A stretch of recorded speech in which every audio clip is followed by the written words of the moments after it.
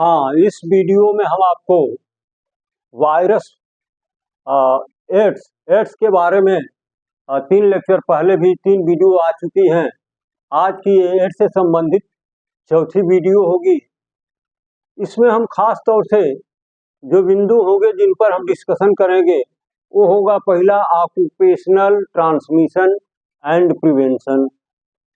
दूसरा इसका खास बिंदु होगा पोस्ट एक्सपोजर प्रोफाइलेक्सिस। और जो तीसरा इसमें इम्पॉर्टेंट टॉपिक होगा वो होगा केयर ऑफ न्यू बॉर्न। तो इन 3 बिंदुओं पर हम खास तौर से चर्चा करेंगे एड्स को लेकर के। तो आइए, पहला है ऑक्यूपेशनल ट्रांसमिशन एंड प्रिवेंशन।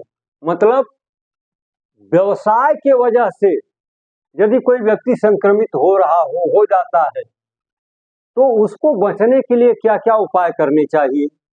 मान लीजिए उसकी रोजी रोटी ऐसे धंधे से है, ऐसे काम से है जहां पर एड्स से संक्रमित होने के चांसेस बहुत अधिक होते हैं। तो ऐसे व्यक्तियों को क्या प्रिवेंशन के लिए उपाय करने चाहिए, यही आज का बिंदु होगा इस टॉपिक में। प्रोफेशनल व्यक्तियों में, ऑक्यूपेशनल व्यक्तियों में, यानी जिनका ऑक्यूपेशन ऐसा है जहां पर एड्स से संक्रमित होने के चांसेस अधिक होते हैं। जैसे आप देखते हैं कि बीमारी चाहे जो हो, प्रॉब्लम चाहे जो हो, लेकिन उसकी देखभाल स्वास्थ्य कर्मी ही करते हैं। तो बीमारी चाहे वो वायरल हो, चाहे बैक्टीरियल हो, चाहे फंगल हो, जो भी है, उससे संक्रमित व्यक्ति की देखभाल केयर करना किसकी जिम्मेदारी बनती है? स्वास्थ्य कार्यकर्ता की। तो वो स्वास्थ्य कार्यकर्ता, वो स्वास्थ्य कर्मी उस इन्फेक्टेड पर्सन के बिल्कुल क्लोज में जाता है और तभी उसकी देखभाल कर पाता है। तो ये बहुत अधिक अवसर बन जाते हैं कि उसके जब टच में हो जाएगा तो उसके द्वारा इन्फेक्शन उसके भी अंदर पहुंच सकता है और वो भी उसी बीमारी से, उसी प्रॉब्लम से संक्रमित हो सकता है। तो बताया गया कि अस्पताल में यदि एड्स संक्रमित व्यक्ति भर्ती है तो उसकी देखभाल हॉस्पिटल के लोग ही करेंगे। जो स्वास्थ्य संबंधित व्यक्ति हैं वो उसकी देखभाल करेंगे, उसकी चिकित्सा करेंगे, उसकी केयर करेंगे। तो ऐसे व्यक्ति हमेशा ये दिमाग में रखें कि डिस्पोजल सिरिंज एवं नीडल का ही प्रयोग करें, यानी यूज किया उनको तुरंत डिस्पोज कर दिया।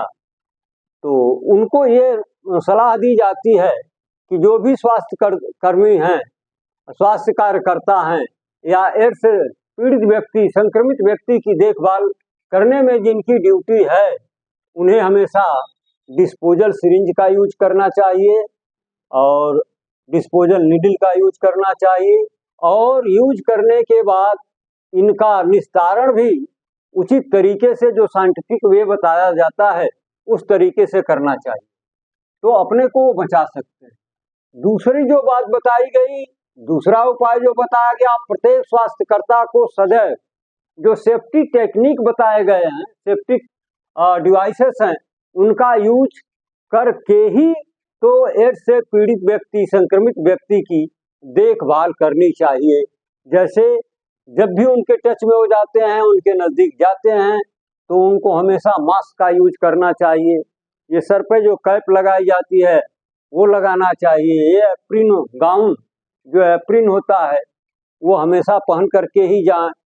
चप्पल पहन करके न जाएं, जूते पहन करके जाएं, गॉगल्स लगा करके जाएं और ग्लव्स का प्रयोग तो हर हाल में उन्हें करना चाहिए, क्योंकि ग्लव्स लग जाने से किसी भी तरह का सिक्रीशन संक्रमित व्यक्ति से जो होता है वो स्वास्थ्य कार्यकर्ता के स्किन को टच नहीं कर पाएगा, क्योंकि वो बीच में दीवार बन जाएगी ग्लव्स के लेयर से, और इससे वो अपने को सुरक्षित रखते हुए उस संक्रमित व्यक्ति की अच्छी तरीके से देखभाल कर सकते हैं और स्वयं को भी बचा सकते हैं।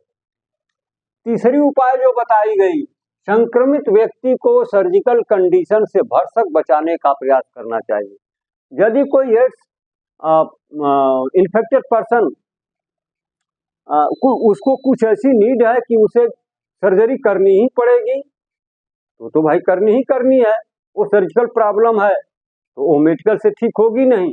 लेकिन अगर जरा भी गुंजाइश बनती हो कि वो मेडिकेशन मैनेजमेंट से ठीक हो सकता है तो उसके लिए सर्जरी को अवॉइड करना चाहिए, क्योंकि इंजरी करना ये खतरे से खाली नहीं है और उसकी मुसीबतें और बढ़ सकती हैं।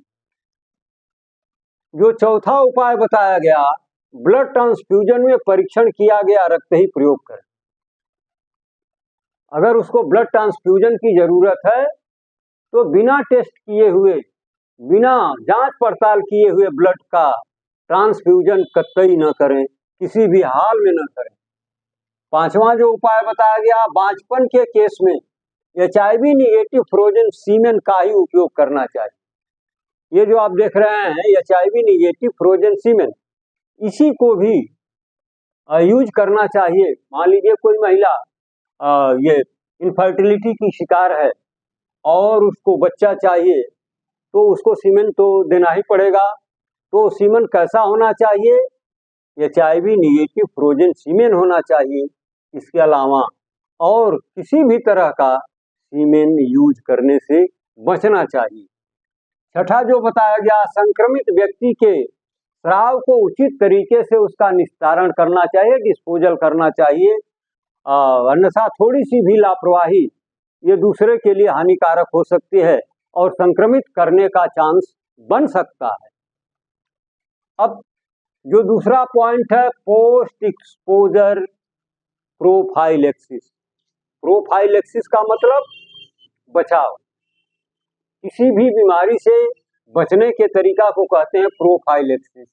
तो पोस्ट एक्सपोजर माने एक्सपोज हो जाने के बाद, यानी कोई व्यक्ति, ये जाहिर हो गया, डायग्नोसिस बन गई कि ये स्पेसिफिक व्यक्ति HIV संक्रमित हो गया है, या दूसरा व्यक्ति संभावना है कि लगता है कि ये भी संक्रमित हो गया है, तो ऐसे व्यक्तियों को तुरंत दूसरे स्तर के बचाव के उपायों को लागू करना चाहिए, आजमाना चाहिए, प्रयोग करना चाहिए। जैसे संभावित या संक्रमित हो गए व्यक्ति की तुरंत काउंसलिंग होनी चाहिए। अगर पता लग गया कि स्पेसिफिक व्यक्ति वो HIV संक्रमित हो चुका है तो तुरंत उसके मेडिकल के लोगों को चाहिए कि उसकी काउंसलिंग करें और इसके बारे में उसे सारी बातें बताएं कि आपको अब कैसे रहना है, क्या खाना है, क्या करना है, नहीं करना है। और दूसरी उपाय जो बताई गई, अगर संभावित है तो तुरंत HIV की जांच होनी चाहिए। अगर पॉसिबिलिटी है, संभावित है, कंफर्म नहीं है, तो तुरंत उसकी HIV टेस्ट करके ये कंफर्म हो जाना चाहिए, ताकि जो सेकेंड ग्रेड, ये जो सेकेंड लेयर की जो बचाव के उपाय हैं, इसको उसमें लागू किया जा सके और उसके आगे की दिक्कत को कम किया जा सके। तीसरा है ART, यानी एंटी रिट्रोवायरल थेरेपी के द्वारा संक्रमित व्यक्ति को, ये देखिए ये एंटीवायरल ड्रग है ज़ुडोबुडिन 300 mg दिन में 2 बार। अगर ये एक्सपोज हो गया कि अमुक व्यक्ति संक्रमित है तो उसे तुरंत बिना देर किए हुए ये ट्रीटमेंट शुरू कर देना चाहिए। ये ज़ुडोबुडिन जो एंटीवायरल ड्रग है, ये 300 mg में दिन में 2 बार यानी सुबह शाम उसे प्रयोग करना चाहिए। और लैमीबुडिन 150 mg दिन में 2 बार 4 से 6 सप्ताह तक देना चाहिए। तो ये 2 दवाएं तो जैसे एक्सपोज हो जाए, जैसे क्लियर हो जाए कि स्पेसिफिक व्यक्ति HIV संक्रमित हो गया है, तो ये 2 दवाएं तुरंत उसे देना शुरू कर देना चाहिए, जो 4 से 6 सप्ताह तक कंटिन्यूअस होना चाहिए। तीसरा पॉइंट इसमें जो है वो है केयर ऑफ न्यूबॉर्न। नवजात शिशु की केयर कैसे आप करेंगे, क्योंकि इसके होने की कोई एज नहीं होती, कोई उम्र नहीं होती है, किसी भी उम्र में हो सकता है। तो अगर किसी एडल्ट में हो सकता है तो किसी नवजात में भी हो सकता है। तो नवजात शिशु में नहलाने से पहले, न्यूबॉर्न को पहले स्नान कराइए, बाथिंग कराइए, इसके बाद तो फिर उसको ये विटामिन के का टीका, चाहे कोई भी ऐसी दवा जो इंट्रावेनस देनी है या ब्लड देना है, लेना है, जो भी है, यानी वेनस पंक्चर की कंडीशन न आए कब तक, जब तक हम बच्चे को पहले बाथ नहीं करा लेते हैं। तो बाथ कराने के बाद ही हम किसी भी तरह का इंजेक्शन या इन्वेसिव डिवाइस यूज करेंगे, अन्यथा बच्चे का नुकसान हो सकता है, वो संक्रमित हो सकता है। नंबर 2, नवजात शिशुओं को जूडोवुडीन का सिरप 2 mg पर kg बॉडी वेट के हिसाब से कंटिन्यूअस 6 सप्ताह तक देना चाहिए। उस बच्चे को ये 6 सप्ताह तक 2 mg पर kg बॉडी वेट के हिसाब से जूडोवुडीन का सिरप आता है किड के लिए, तो इसको कंटिन्यू रखना चाहिए और कम से कम 6 सप्ताह तक तो इसको देना ही। नंबर 3 जो उपाय बताया गया, संक्रमित माता द्वारा स्तनपान न करा करके ये ब्रेस्ट फीडिंग का कोई दूसरा विकल्प ढूंढना चाहिए, क्योंकि संक्रमित माता के द्वारा जब वो ब्रेस्ट फीड कराती है तो काफी चांस बनते हैं कि ये उसके दूध को ग्रहण करने से ये नियोनेटल नवजात शिशु भी संक्रमित हो सकता है। तो इसलिए कोई दूसरा विकल्प हमें तलाशना चाहिए और माता के द्वारा ये ब्रेस्ट फीडिंग को रोक देना चाहिए। जो चौथा उपाय बताया गया, शिशु रोग विशेषज्ञ द्वारा नियमित रूप से उस बच्चे की मॉनिटरिंग होनी चाहिए, देखभाल होनी चाहिए, तथा जब वो 1 महीने का हो जाए तब, और फिर चौथे महीने के पूरा होने पर उस बच्चे का HIV टेस्ट अवश्य कराना चाहिए। ये 3 बिंदु, occupational transmission and prevention, post exposure prophylaxis and care of newborn, ये 3 पॉइंट हम आपके साथ आज चर्चा कर रहे हैं एड्स के संबंध में। और अब आज की वीडियो यही समाप्त। बाकी एड्स के बारे में अभी बहुत सारी जानकारियां हम आपको अगले एपिसोड में लेकर के आएंगे।